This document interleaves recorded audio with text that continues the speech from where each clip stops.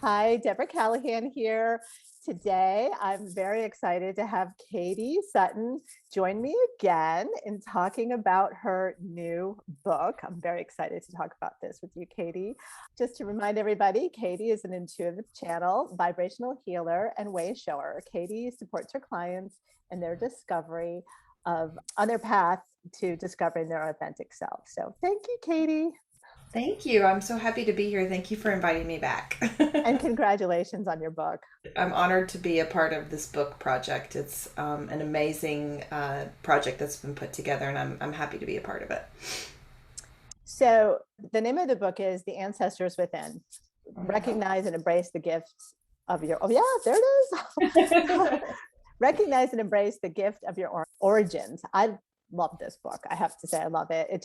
And it made me think about my ancestors in a completely different way. And I was rereading a little bit of the introduction this morning.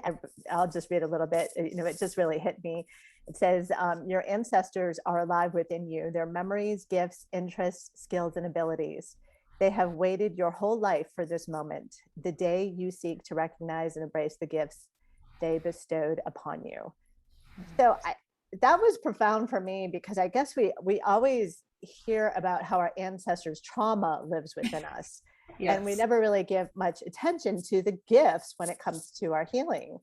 Yeah, and that's the reason why I wanted to be in this particular volume. So this is the third of the series. There's one more coming out after this. And when she kind of was putting the call out to authors to be a part of this collaborative project, I was like, yeah, that's really what I want to help people tap into because I do a lot of ancestral clearing for people, but it's really the gifts that even come from that trauma, the resiliency, the courage, the strength, the awareness, the knowing, the knowledge that comes from those traumas that we actually want to claim, right? We want to heal and release the trauma, but we want to claim the gifts. And that really tied into the chapter that I ended up writing. But it's a really great project, and everybody in the book is a healer or a medicine person or a teacher in the spiritual realm. And that's awesome, I think, because you get 25 perspectives and they all give a tool as well. So it kind of ends up being like a workbook that you can come back to again and again.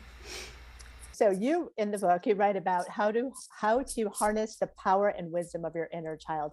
How did you pick that subject to write about?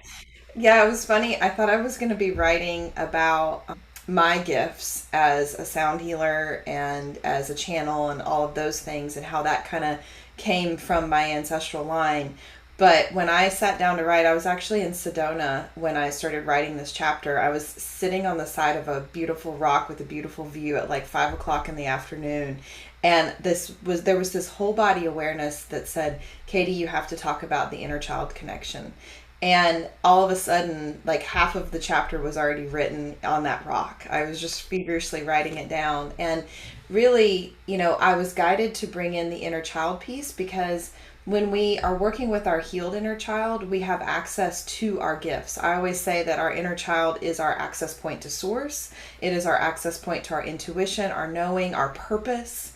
And, it is also the access point to our ancestors because when we first come in, before we have our own traumas, we have a very distinct and clear connection to our genetic and epigenetic history. And so, harnessing the power and wisdom of the inner child and connecting to the inner child, I think, is a great gateway into ancestral healing, a great gateway into claiming the gifts of our origins that our ancestors also carried. And so, that's how I landed on the topic for the chapter. So I'd like to back up a little bit. And so I'd like to ask you to help us understand this. So, for people who have never heard of the inner child or who are really just trying to get to the day, like, Yeah. why is this such important work? Like, what is the inner child? So it's just like what it sounds like. It is the aspect of you that existed from birth to, we'll say, 16, 18 years old. So there's a Mhm. wide range, in my opinion, of inner child work. And, a lot of times people talk about inner child trauma and inner child healing, which is just as important as the ancestral healing piece. But what I try to do is to connect people. We do that healing, but I also try to connect them with the essence of their inner child. And so what happens is when I'm working with people and I'll take them into kind of a meditation and I'll ask them questions and ask them, and generally a memory comes forward. And their inner child will present themselves to them in a way that is kind of the state of how they left them. So, for example, there are some people that I meet that are really connected to their inner child, and their personality is very playful, very joyous, very heart centered, open, wanting to connect with others in a loving place. That's generally my way of knowing if somebody's got a good connection with their inner child. If they're not super serious and in perfection mode and judgment mode, that inner child is really present. But I'd say 95% of the people that I encounter don't have that connection because we're not cultivated or we're not conditioned to cultivate that connection in this collective here that we call humanity. And we have this hesitation, I think, because we're always at the child level, I think, wanting to grow up faster, or at least most of us were. And then as we're an adult, we're like, how can I go back to that? Right. And so it is really a reclamation of who you were beyond the trauma. Because a lot of people say, well, I don't want to reconnect to that because this and this and this happened. But underneath that is still the essence of who you were as a soul. Even if those that lived around you, your parents, your siblings, didn't honor that for you growing up, there is a way to reclaim that healed version. And then what I found and what I wrote about in my chapter is that when I connected with her, I kept working on trying to heal her. And she said to me one day, well, I'm not broken. Right? Like I can help you, Katie. Like I'm an aspect of you and I can help you too. You don't have to just help me to heal. And so that was a huge turning point for me, and I had a similar turning point when I was working with my ancestors. I said, yeah, we're not just broken. We have wisdom, we have resiliency, we have courage, we have knowledge. How can you claim both parts? And so I always try to be balanced in my approach in working with the inner child. It makes so much sense. So I don't want to give away any of your story really, because I want people to read the book. But in the book, you talk about your childhood growing up in the mountains of Western North Carolina and being so deeply connected to nature, and found it to be a place where you could really connect, be in touch with your feelings. Yeah, What if someone who, like me, has a lot of childhood trauma and has no childhood memories? Can they still work with their inner child? absolutely. I find that it's about accessing your joy points.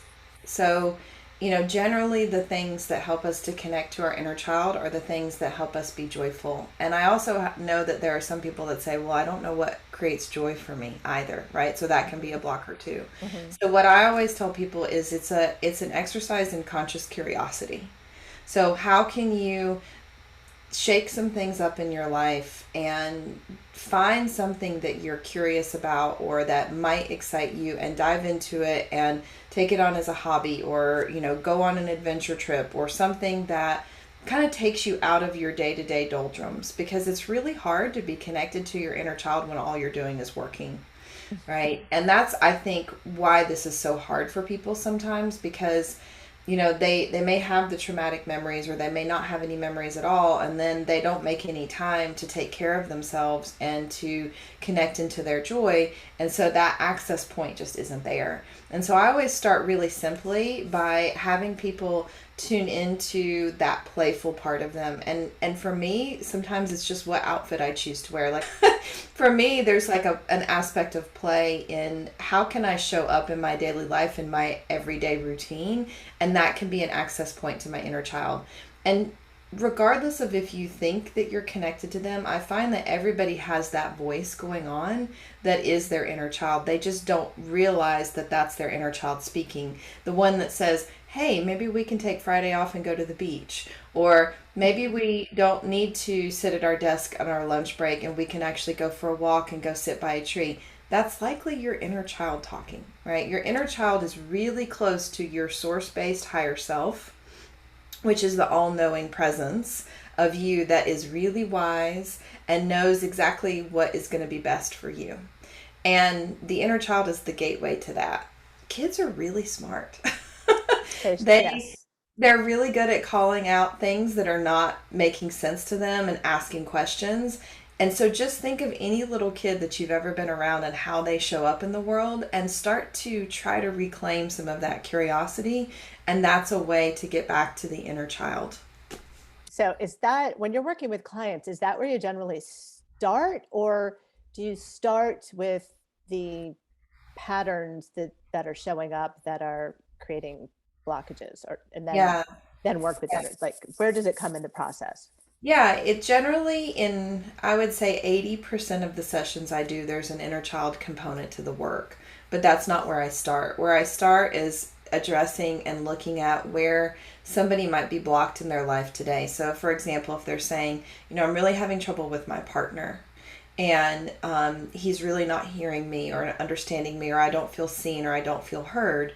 I'll start with kind of receiving the information from them, both what they say and what I intuit in their energy field about what's blocked and where they're holding that emotion and how it's presenting for them and what their story is. And then I'll kind of I'm kind of like Nancy Drew, and I kind of ask some questions and start the mystery tour, right? And I kind of dig into, okay, well, how were you parented? What do you remember from your childhood? What was the template that mom and dad gave you about partnership? And then I can kind of get into it. And then there's this really cool thing that happens when I'm in session with somebody. Their inner child starts talking to me. Mm. So I'm a channel, and being a channel doesn't just mean that you're channeling higher beings or source, or, it also means that you can channel aspects of people's consciousness. And so their inner child will often speak to me almost right away when I get in the session. And it'll do it, the inner child will do that through pictures oftentimes. So when I first do an energy read on somebody that I've never met before, I always try to feel into their essence. And what I'm feeling into is that inner child that's hidden behind all of the layers of adult self. And they'll show me this playful energy, or this quiet, shy energy, or this adventurous energy. Like, they'll give me images. That's me connecting with who they really are. And so from the very beginning of the session, I'm connecting to that and saying that to people and then sparking that. They're not realizing that's their inner child, though. And so it may be a multifaceted approach when I'm in session. There may be an ancestral component, a physical component, an emotional component, an inner child component. But I've found if you don't go back to the core of the inner child wound, if there is one, you'll have a really hard time making change in your life, because the self-sabotaging patterns come in and interrupt in the adult level if you haven't gone all the way back to the root of what needs to be healed. Mm. How in your life, or you can use an example from maybe a client or something, how have you found your inner child to be your most valuable teacher? Yeah. I'll speak from personal experience. When I mentioned earlier the meditation that I was in, when she said, I'm not broken, the first thing that I felt was a ton of grief, because I had been doing so much work to try to help clear a whole bunch of energy, because as a healer, we're often doing a lot of clearing work. And I had forgotten that she was an amazing human, that, I didn't need to fix her in her true essence. And so there was some sadness that came up for me in that. And as I worked through that sadness with her, she began to kind of teach me and direct me. And a lot of the times, what I find most valuable about my inner child connection is she's kind of my inner guidance system. If I'm in a relationship or a business partnership, or even being asked to do a workshop, or, a direction that I need to go in my business, she's a guiding force for me. Because when I connect with her and she says, yeah, there's something about this that makes me feel uncomfortable, I can tune into, I've worked on this for quite a while, I can tune into her energy at the inner child level and say, okay, are you just afraid because this is a new opportunity and you might be seen more, and we can kind of have that dialogue and conversation? Or is there really something here that's just not aligned and it's taking me in a direction that doesn't fit? And sometimes I don't listen to her, and then I always regret it. But oftentimes, she is my conduit to my intuition. And intuition, we think, when we're trying to develop spiritually, we often take it very seriously. But I find that you need playful energy and that connection to the inner child to really bring your fullness to anything. And that includes in my healing work with my intuition. She's very present in my sessions and guiding me along the way in working with others. And there's one more thing that I'll just say, there's no conflict on this earth that doesn't involve the inner child. Wow. So I'll say that one more time. There's no conflict on this earth that does not involve the inner child. When I look at the energetics of two people or two nations or two groups of beings in, collectives in conflict, I can always see and feel the inner child wounds in that conversation. Wow. And so if you look at somebody and you're like, oh my God, they're arguing like toddlers, yeah, right? All of our wounds from our inner childhood landscape come to the surface when we're in relationship and especially when we're in partnership. And that's why sometimes some conflicts that we have feel so silly later when we look back at them because it is an inner child shadow component that is at play there. And so if you're doing your inner child work, you just end up being a better human, in my opinion. And you can relate to people in a more healed capacity, in a more unified capacity, and you can give people a lot of space and grace. Because once you've done inner child work and you've realized where your wounds are, it's very easy to look at other people and say, "Oh, yep, they're just speaking from their wound. This isn't personal. I don't need to go into that conflict with them. This is their work, not mine." And so it's very freeing in terms of how we co-create with others and sit in relationship with others as well. Wow, that's amazing. So can you now give us some practical, like maybe take us through a little Q&A with our own inner child or give us some Sure. tips for connecting with our own inner child? Yeah, yeah. So, if somebody's listening to this and it's okay for them to close their eyes, I'll invite them to do that. Certainly not if you're driving, please, or operating any machinery. But I'm just going to ask everyone to just kind of drop in and breathe for a second. So, we often are so busy that we can't even hear ourselves think. And so, we've got to drop kind of below that layer of busy first into this kind of calm energy, this cool energy that runs for each of us underneath and behind, right? So we're kind of dropping into that subconscious layer. And I'd like you to imagine as you're breathing into this, whether your eyes closed or not, just dropping into a deeper state of relaxation in this moment. Not one where you're going to just fall asleep, but one where you're just quiet and settled. And just kind of listen to the sound of my voice and breathe into that and breathe into your heart center. I know that's a funny thing to say, but really what I'm asking you to do is to bring yourself as a point of awareness into the center of your heart. In the center of your heart, in the innermost chamber, is often where your inner child lives, right in the center of that sternum area, in the center of the heart chakra. They are there and they are held and they are protected. They're deep under all of the layers of conditioning and programming. There's a core essence that is emanating from the center of your being right there. And I'll ask everybody to just breathe into that and imagine that it's just a light. And there will be perhaps a color that comes forward or a knowing of an image that comes forward for your inner child. And right away, as people are connecting to this, I'm noticing that people's root chakras are lighting up. So a lot of our trauma is held in our root chakra. So for just a moment, I'm going to ask you to just bilocate. So part of your awareness is going to be in your heart, just breathing right there. And then part of your awareness is going to be right in that root chakra. And you're going to imagine at the root chakra, which is right at the base of the spine, at the tailbone, that there's a pulse of energy happening there. And that pulse of energy is your childhood trauma and the fear and the overwhelm and the shame and the guilt and the worry and all of the things that maybe happened in your childhood. And so the first thing that I'll ask you to do is just be present that those two things can coexist together. Your inner light and your inner essence can exist in the heart and be held and safe and present. And in the root chakra, there can be this energy that maybe is also held, that is that blocker to being in your inner child landscape. So I'm just going to ask you to breathe into that. And one of my favorite things to do to release energy is to just bring a sound in. So I'm just going to bring a simple tone in, and I'll invite anybody that's listening to this to tone with me. And we're going to focus on that root chakra and imagine that that root chakra is going to open as we make this tone. And as that root chakra opens, we're going to imagine that there's a little trap door at the base of our spine. And any of that trauma energy that's held at the base of the spine is going to drop from that root chakra down into the earth. Whatever you came to this vlogcast with that you're ready to let go of is just going to be released with this very simple tone. And so we're just going to breathe in.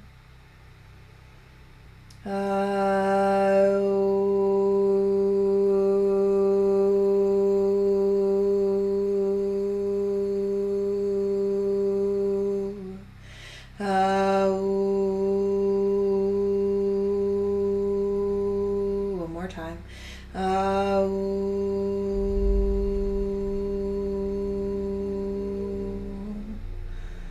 And we're just going to breathe and let that energy release down into the earth.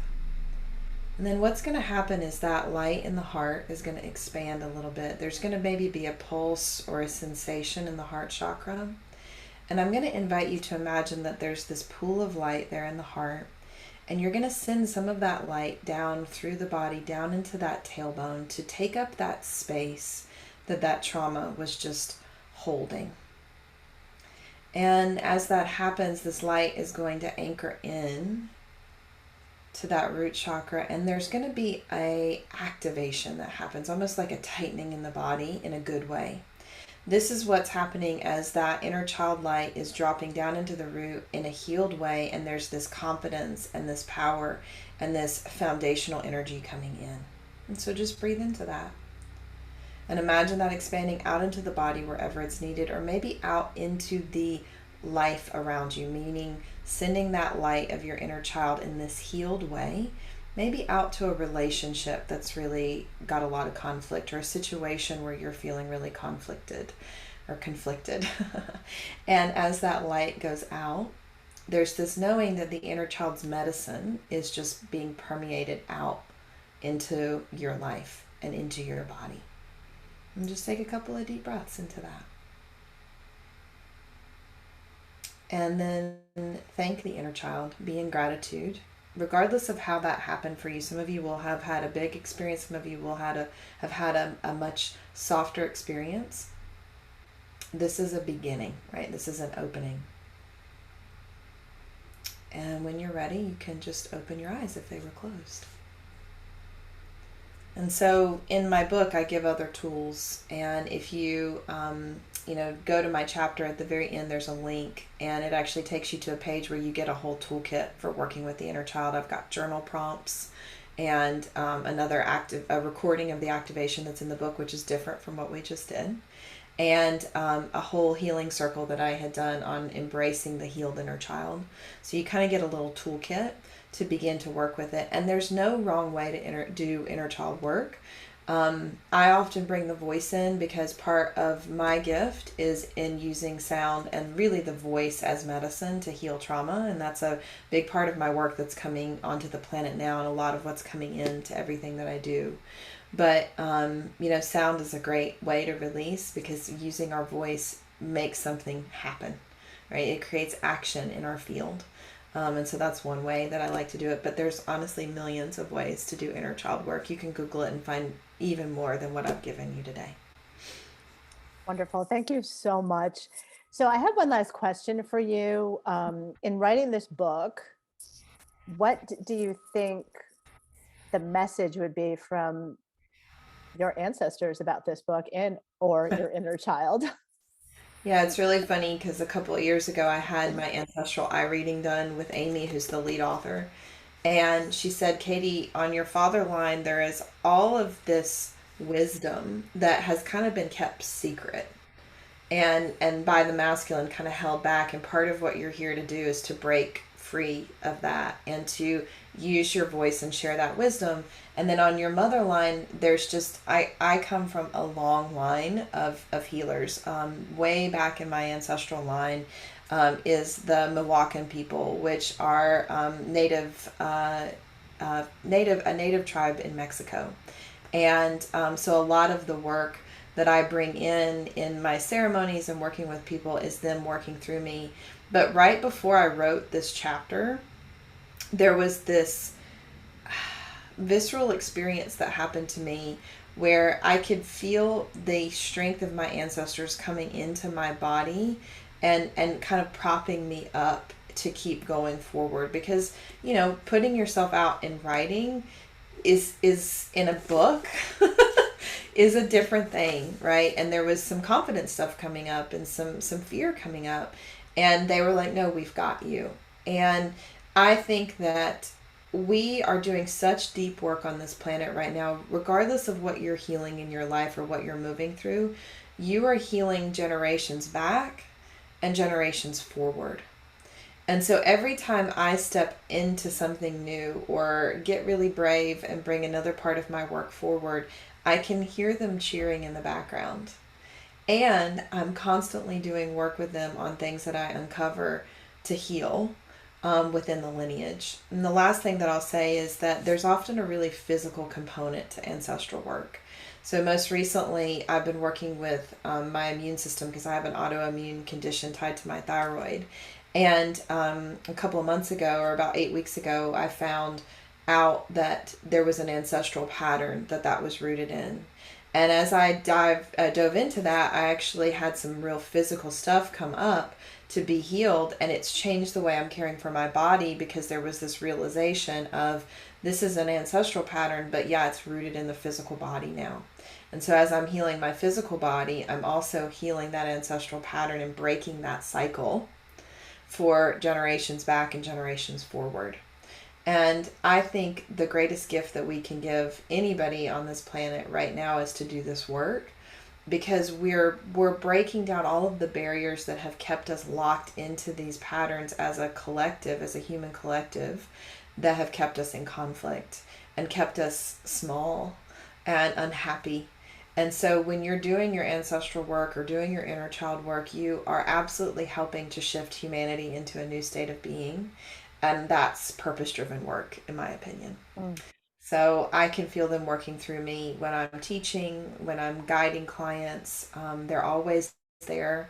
And there's a bunch of amazing tips for connecting with them in here, like all kinds of different ideas of how to connect with them. My way is through my inner child, but there's all kinds of different ways to do that practice. Mm. Yeah, the book is phenomenal. And the format of the book is amazing, with all the different healers and then the practice at the end of each chapter. It's Yeah. really phenomenal. So, Yeah. okay. Nowhere else do you get to touch 25 different healers like this and get tools. Like, it's kind of an amazing way that they've set it up.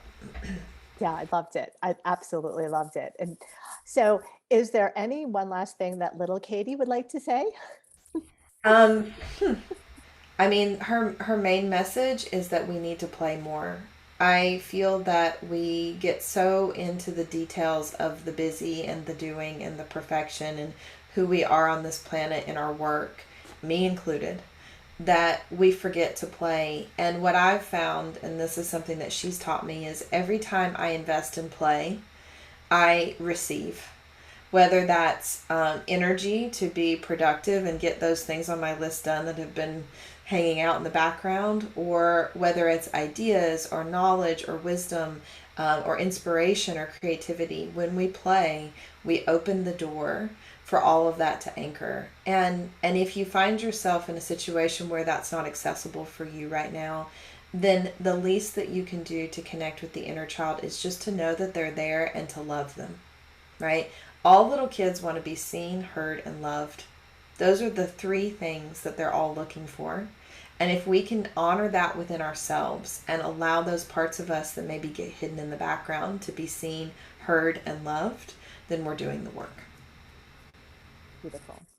Thank you for that. Thank you. So, could you tell people where can, if they're interested in having a little guidance from you and doing their inner child work, or reading your wonderful book, where can they find you? Yeah, so if you go to zenwithinacademy.com, you'll see my whole academy that I've created with online courses. You'll see how to connect with me in one-on-one sessions. You'll also be connected to my vlogcast and my YouTube channel where I give teachings, and you'll be able to find a link to pre-order this. It will be a signed copy if you order it from me. and it's $25, and that includes shipping as well. And if you purchase before the end of June, you'll also get a copy of the ebook for free. And what's nice about that is when you get the ebook as well, you don't you can actually click on the links to download the stuff that's in here, so you don't have to type the links in. So I like to send that out, and so I'll have those available. I've pre-purchased a bunch of them, and they'll be available through the end of June for people that purchase the book by then.